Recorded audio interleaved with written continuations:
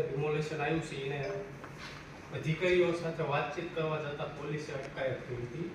એમાં સામાજિક કાર્યકર્તાઓને 40ને ખોટી ફરિયાદ કરીને એ હટાવવામાં આવે એવી અમારી માંગ છે, જેથી આ ઉપર સરકારશ્રીને મારી વિનંતી છે.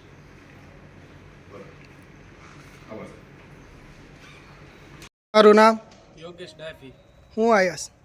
અમે પોલીસ સેના વતી આવેદનપત્ર આપવા આવ્યા હતા. જે સોમનાથમાં જે ઘટના ઘટી છે ડિમોલેશન બારાની, એવી અમારે જ્યાં કોળી સમાજના 40 જેટલા લોકો માટે પોલીસ દ્વારા જે ખોટી ફરિયાદ દાખલ કરવામાં આવી છે તે પાછી ખેંચી લે એવી અમારી સરકારશ્રી માટે માંગણી છે.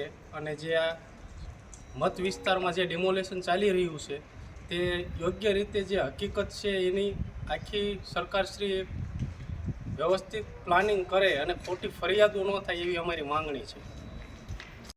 ભીખાભાઈ સોલંકી. હું બનાવભાઈનો જે વિમલભાઈ ચુડાસમાનો આખો વિસ્તાર છે એ વિસ્તારની અંદર કાયદેસરની જે કાંઈ પ્રોસિજર થતી હોય એ સરકારશ્રી તો કરતી જ હોય છે, પણ અમે એમાં કોઈ 40 જેટલા જુવાનોને અમારે ત્યાં ખોટી ફરિયાદ કરી અને અંદર કરી દેવામાં આવ્યા છે. એટલે સરકારશ્રીને એટલી જ વિનંતી છે કે ડેમોલેશનમાં જે કાંઈ પોતાના મકાનો પડી ગયા હોય એટલે એ હારે રહી અને સમાજના આગેવાનો સાથે ગયા હોય છે, પણ એની ઉપર ખોટી ફરિયાદ કરીને એના અંદર કરી દેવામાં આવ્યા છે.